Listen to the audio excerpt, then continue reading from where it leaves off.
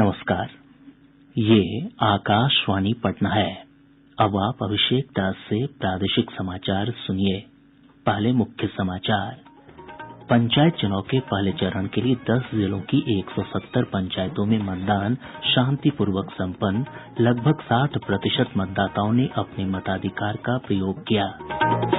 20 अक्टूबर को होने वाले चौथे चरण के पंचायत चुनाव के लिए अधिसूचना जारी। कल से शुरू होगा नामांकन। कोविड के मामलों में आ रही कमी को देखते हुए राज्य सरकार ने 15 नवंबर से आंगनबाड़ी केंद्रों और छोटे बच्चों के विद्यालयों को खोलने का फैसला किया। और मधुबनी में अपराधियों ने एक बैंक के कैश वैन से 40 लाख रुपए लूटे। वैन के गार्ड की गोली लगने से मौत। देश भर में 18 वर्ष से अधिक आयु वर्ग के लोगों के लिए सरकारी केंद्रों पर निःशुल्क कोविड टीकाकरण अभियान जारी है। युवाओं से आग्रह है कि कोविड से बचाव का टीका अवश्य लगवाएं और अन्य लोगों को भी इसके लिए प्रोत्साहित करें। जब तक आवश्यक न हो घर से बाहर न निकलें और 3 सरल उपायों का पालन करें। मास्क लगाएं, 2 गज की सुरक्षित दूरी बनाए रखें, हाथ और मुंह साफ रखें।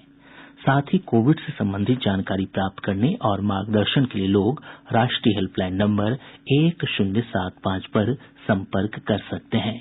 बिहार सरकार के हेल्पलाइन नंबर 104 पर भी जानकारी प्राप्त की जा सकती है। अब समाचार विस्तार से।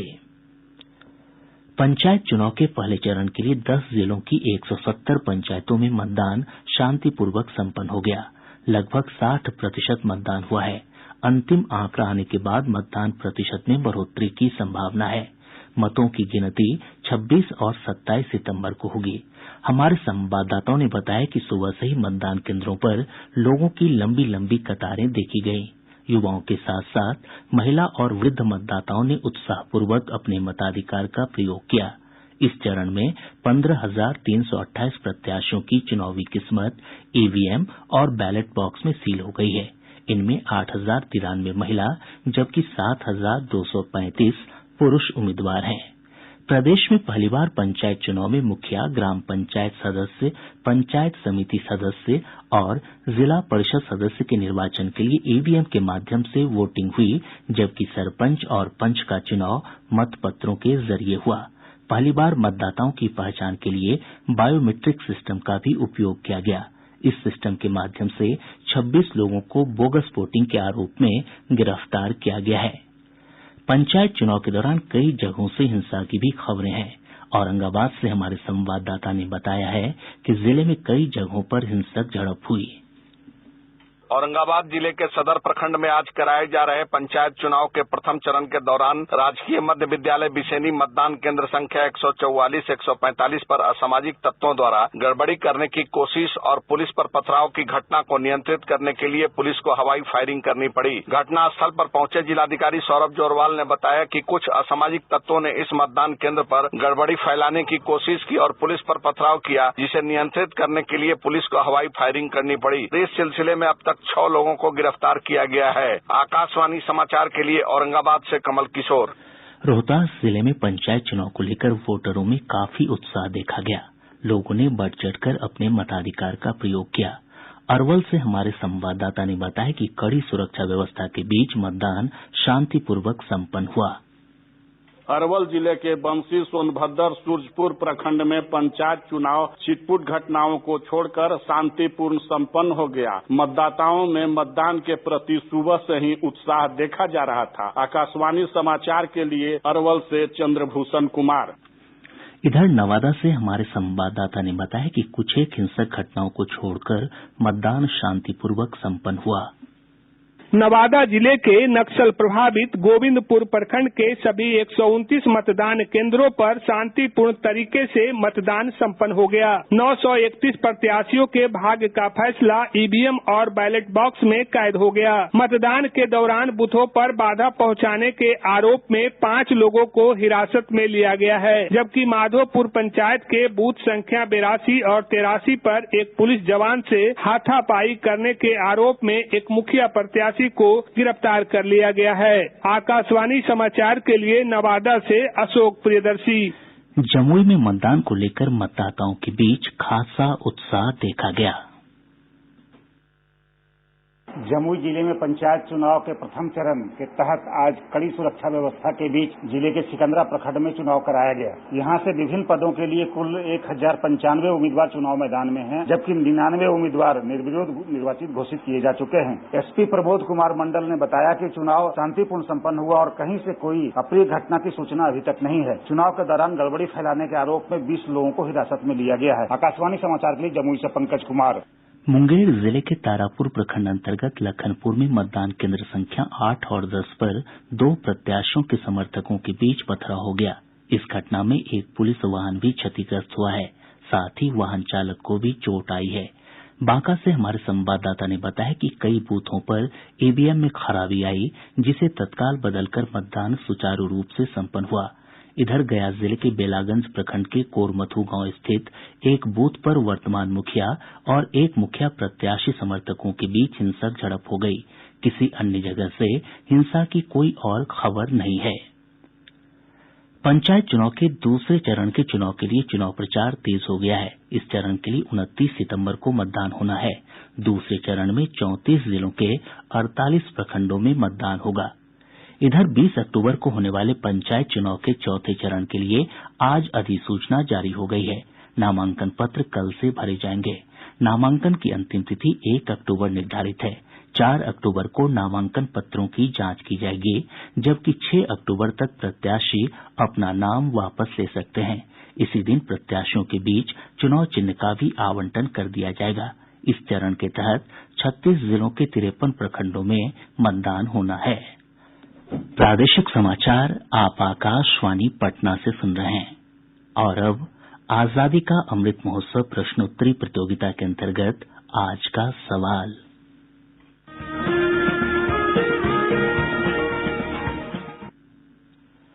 आज का प्रश्न है, भगत सिंह और बटुकेश्वर दत्त ने 8 अप्रैल 1929 को किस विधेयक के विरोध में केंद्रीय विधानसभा में बम फेंका था? आप इस प्रश्न का जवाब हमारे ईमेल airnews patna2021@gmail.com पर दे सकते हैं। श्रोता मोबाइल नंबर 9471002534 पर व्हाट्सएप या एसएमएस के माध्यम से भी उत्तर दे सकते हैं। जवाब के साथ श्रोता अपना नाम, पूरा पता और अपना एक फोटो भी भेजें। विजेता का चयन सही जवाब भेजने वाले श्रोताओं में से लॉटरी के माध्यम से किया जाएगा। विजेता के नाम की घोषणा कल शाम 7:30 बजे के प्रादेशिक समाचार बुलेटिन में की जाएगी। अधिक जानकारी के लिए आप हमारे ट्विटर हैंडल @AIRnews_Patna को भी फॉलो कर सकते हैं।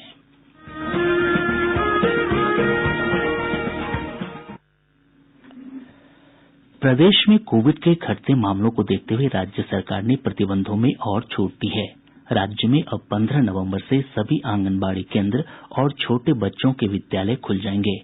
मुख्यमंत्री नीतीश कुमार की अध्यक्षता में आपदा प्रबंधन समूह की हुई उच्च स्तरीय बैठक में कोविड की वर्तमान स्थिति की समीक्षा के बाद ये फैसला किया गया। गृह विभाग के अपर मुख्य सचिव चैतन्य प्रसाद ने बताया कि आगामी त्योहारों के दौरान जुलूस और भीड़ प्रबंधन के लिए जिला प्रशासन अपने स्तर से आदेश जारी करेंगे। शेष अन्य प्रतिबंध पूर्व की तरह जारी रहेंगे। श्री प्रसाद ने कहा कि सभी पात्र लोगों का कोविड टीकाकरण करवाया जाएगा। साथ ही अधिक कोविड प्रभावित राज्यों से आने वाले सभी लोगों की अनिवार्य रूप से जांच करवाई जाएगी।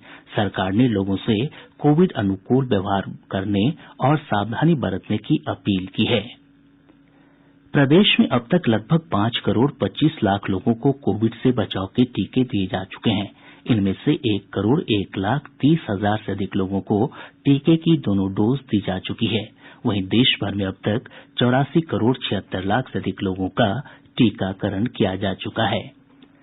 लखनऊ के किंग जॉर्ज चिकित्सा विश्वविद्यालय के डॉक्टर एसएन कुरील ने कहा कि यदि देश के 1/3 युवाओं का टीकाकरण हो जाए तो कोरोना की तीसरी लहर को रोका जा सकता है।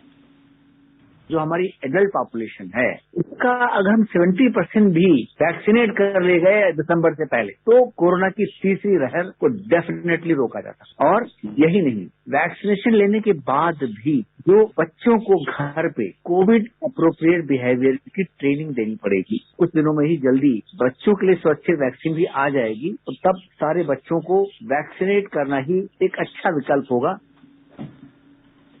भाजपा के प्रदेश अध्यक्ष डॉक्टर संजय जायसवाल ने कहा है कि देश में जातीय जनगणना कराना संभव नहीं है। आज पटना में संवाददाताओं से बातचीत में उन्होंने कहा कि देश में इस समय 4,28,000 से अधिक जातियां हैं। डॉक्टर जायसवाल ने कहा कि 1931 में हुई जातीय जनगणना में मात्र 24 जातियों की ही जनगणना हुई थी। इधर राजद नेता तेजस्वी प्रसाद यादव ने कहा है कि वे इस मुद्दे पर महागठबंधन के सभी घटक दलों के साथ मिलकर आगे की रणनीति पर विचार करेंगे। मधुबनी नगर थाना क्षेत्र में अपराधियों ने एक बैंक के कैश वैन से 40 लाख रुपए लूट लिए। इस दौरान अपराधियों ने कैश वैन के गार्ड की गोली मारकर हत्या कर दी। लूट की घटना के दौरान अपराधियों ने कई राउंड फायरिंग की। सदर पुलिस पदाधिकारी राजीव कुमार ने बताया कि 5 से 6 की संख्या में आए अपराधियों ने घटना को अंजाम दिया। उन्होंने बताया कि सीसीटीवी फुटेज के आधार पर अपराधियों की गिरफ्तारी के लिए छापेमारी जारी है।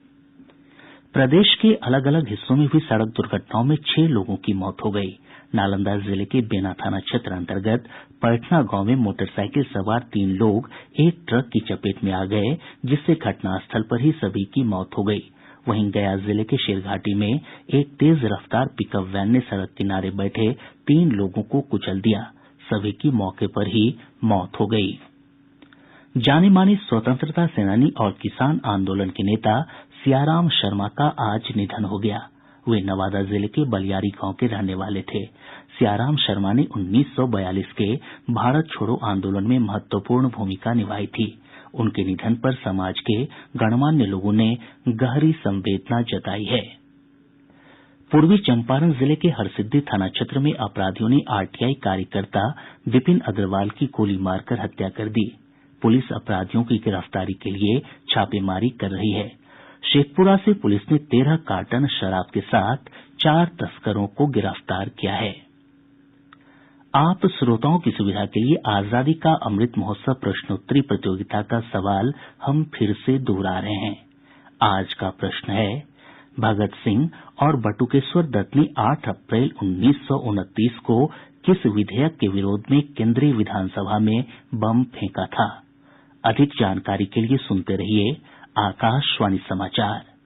आप हमारे ट्विटर हैंडल @AIRnews_पटना को भी फॉलो कर सकते हैं। और अब अंत में मुख्य समाचार एक बार फिर। पंचायत चुनाव के पहले चरण के लिए 10 जिलों की 170 पंचायतों में मतदान शांतिपूर्वक संपन्न। लगभग 60% मतदाताओं ने अपने मताधिकार का प्रयोग किया। 20 अक्टूबर को होने वाले चौथे चरण के पंचायत चुनाव के लिए अधिसूचना जारी। कल से शुरू होगा नामांकन। कोविड के मामलों में आ रही कमी को देखते हुए राज्य सरकार ने 15 नवंबर से आंगनबाड़ी केंद्रों और छोटे बच्चों के विद्यालयों को खोलने का फैसला किया। और मधुबनी में अपराधियों ने एक बैंक के कैश वैन से 40 लाख रुपए लूटे। वैन के गार्ड की गोली लगने से मौत। इसके साथ ही आकाशवाणी पटना से प्रसारित प्रादेशिक समाचार का ये अंक समाप्त हुआ।